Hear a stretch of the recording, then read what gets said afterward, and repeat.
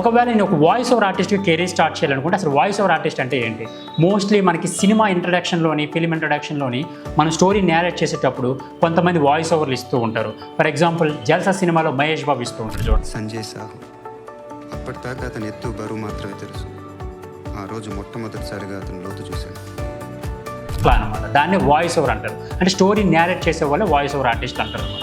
వాళ్ళకి లిప్సింగ్తో ఎలాంటి సిచ్యువేషన్స్తో సంబంధం లేదు, జస్ట్ విజువల్స్ పరంగా వాళ్ళు వాయిస్ ఓవర్ ఇస్తూ ఉంటారు. దీనికోసం మీకు ప్రొఫెషనల్గా ఒక డబ్బింగ్ మైక్ అయితే తీసుకోవాల్సి ఉంటుంది. సో వన్స్ మైక్ యూజ్ చేసుకున్నాక మీరు ఓన్గా వాయిస్ ఓవర్లు ఇస్తూ ఉండాలి. సో ఈ వాయిస్ ఓవర్ అనేది మల్టిపుల్ సెక్టర్స్లో రిక్వైర్మెంట్ ఉంటుంది. అడ్వర్టైజింగ్ ఇండస్ట్రీలోని, ఫిల్మ్ ఇండస్ట్రీలోని, లేదా కార్పొరేట్ ఇండస్ట్రీలోని, ఆడియో బుక్స్లో కానీ ఇలాంటివి చాలా ప్లాట్ఫామ్స్లో మనకి జాబ్స్ అయితే మనకి హైరింగ్ జరుగుతూ ఉంటుంది. వాయిస్ ఓవర్ అయితే పర్ మినిట్కి 500 రూపీస్ నుంచి 5,000, 10,000 రూపీస్ వరకు ఛార్జ్ చేస్తూ ఉంటారు. ఎంతకి ఆర్టిఫిషియల్ ఇంటెలిజెన్స్ వచ్చినా కానీ రియల్ టైం వాయిస్ వచ్చేటప్పుడు ఆ ఎమోషన్ క్యారీ చేయడం అనేది రియల్ టైం పీపుల్కి అర్థం చేయగలుగుతూ ఉంటారు. కాబట్టి వాయిస్ ఓవర్ ఆర్టిస్ట్ కెరీర్ అనేది ఎప్పటికీ ఎవర్ గ్రీన్ ఉంటుంది. ఒకవేళ పార్ట్ టైం లేదా ఫుల్ టైం జాబ్ చేసుకోవాలనుకున్నా కానీ ఇది one of the best choice అనమాట. సో మన గరుడ ప్రొడక్షన్స్ కూడా చాలా మంది అప్రోచ్ అవుతూ ఉంటారు వాయిస్ ఓవర్ ఆర్టిస్ట్ సంబంధించింది.